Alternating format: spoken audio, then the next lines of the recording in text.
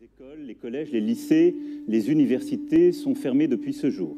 Samedi soir, les restaurants, les bars, tous les commerces non essentiels à la vie de la nation ont également clos leurs portes. Les rassemblements de plus de 100 personnes ont été interdits. Jamais la France n'avait dû prendre de telles décisions, évidemment exceptionnelles, évidemment temporaires, en temps de paix. Elles ont été prises avec ordre, préparation, sur la base de recommandations scientifiques avec un seul objectif, nous protéger face à la propagation du virus. Dans la journée de jeudi, un consensus scientifique et politique s'est formé pour maintenir le premier tour des élections municipales. Et j'ai pris avec le Premier ministre la décision de maintenir le scrutin. Hier, dimanche, les opérations de vote ont donc pu se tenir. Je veux ce soir remercier les services de l'État, les maires, l'ensemble des services, des mairies, tous ceux qui ont tenu les bureaux de vote et qui ont donc permis l'organisation de ce scrutin.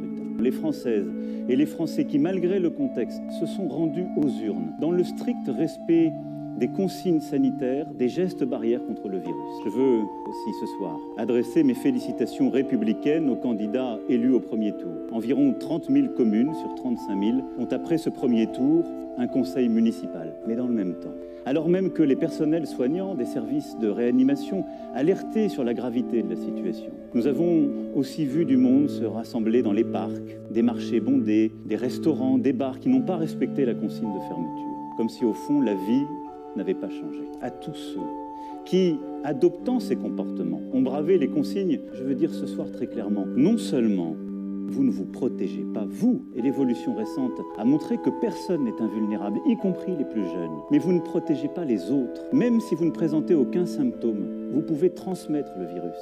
Même si vous ne présentez aucun symptôme, vous risquez de contaminer vos amis, vos parents, vos grands-parents, de mettre en danger la santé de ceux qui vous sont chers. Nos soignants se battent pour sauver des vies, avec dévouement, avec force. Au moment où la situation sanitaire se dégrade fortement, où la pression sur nos hôpitaux et nos soignants s'accentue, tout notre engagement, toute notre énergie, toute notre force doivent se concentrer sur un seul objectif, ralentir la progression du virus. Je vous le redis avec force ce soir.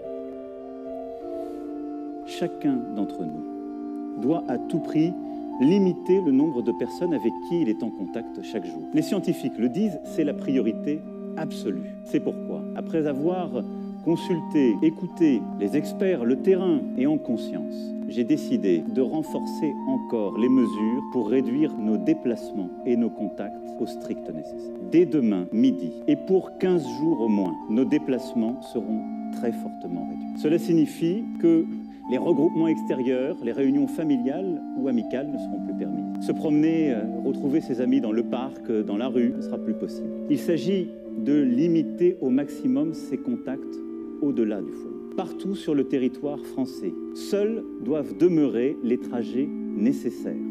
Nécessaires pour aller faire ses courses, avec de la discipline et en mettant les distances d'au moins 1 mètre, en ne serrant pas la main, en n'embrassant pas. Les trajets nécessaires pour se soigner, évidemment. Les trajets nécessaires pour aller travailler quand le travail à distance n'est pas possible.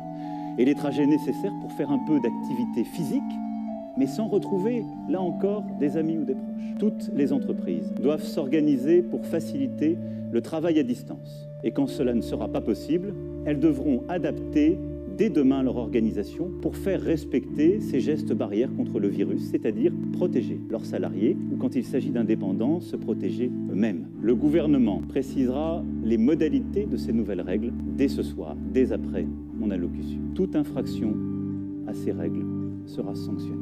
Évidemment, ce soir, je pose des règles nouvelles. Nous posons des interdits, il y aura des contrôles. Mais la meilleure règle, c'est celle qu'en tant que citoyen, vous vous appliquez à vous-même, mes chers compatriotes.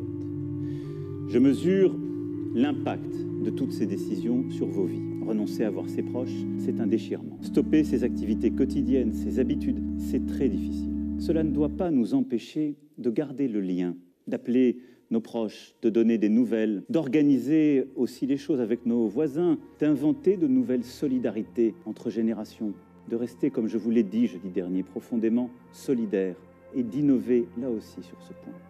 Et en restant chez vous, occupez-vous des proches qui sont dans votre appartement, votre maison. Donnez des nouvelles, prenez des nouvelles, lisez.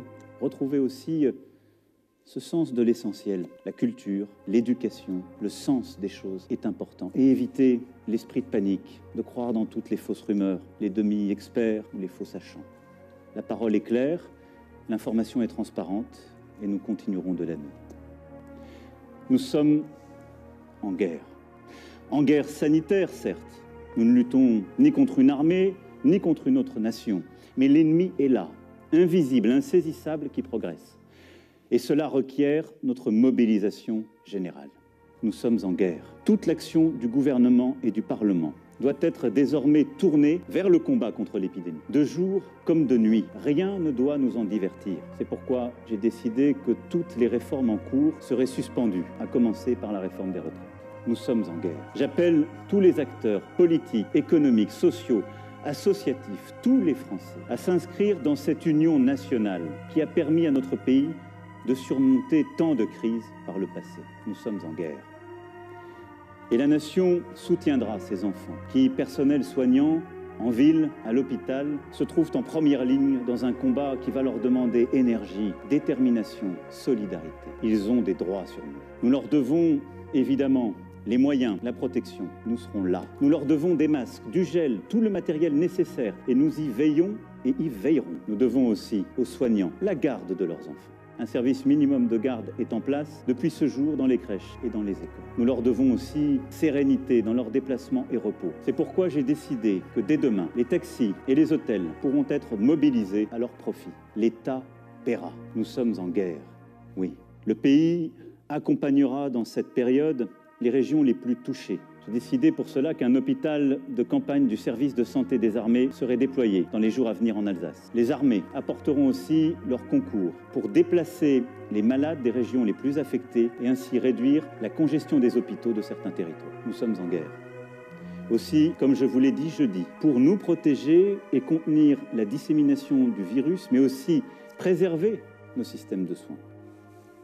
Nous avons pris ce matin, entre Européens, une décision commune.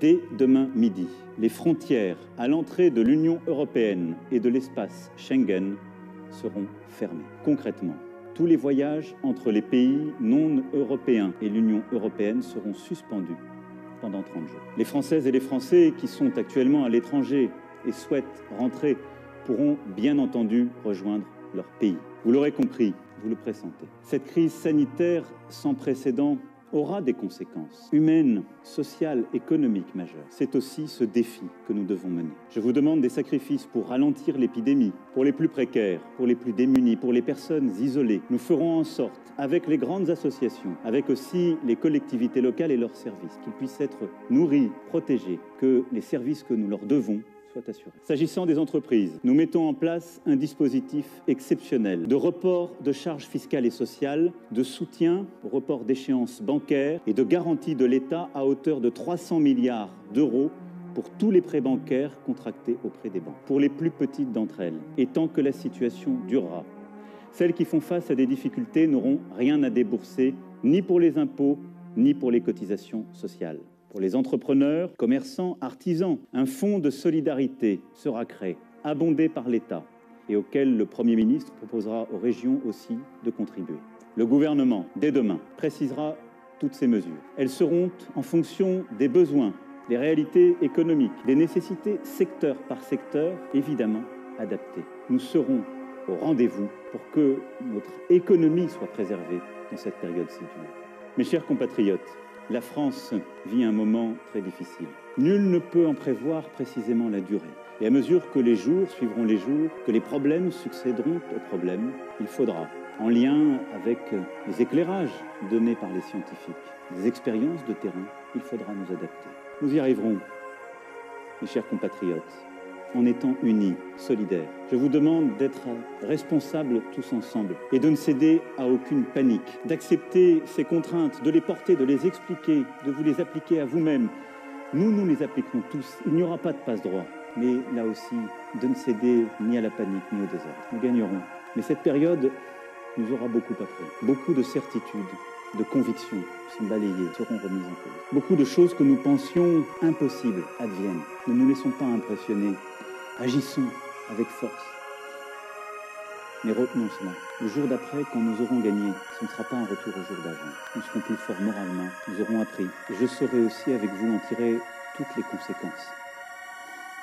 Toutes les conséquences. Y sont-nous, individuellement et collectivement, à la hauteur du moment. Je sais, mes chers compatriotes, pouvoir compter sur vous. Vive la République, vive la France.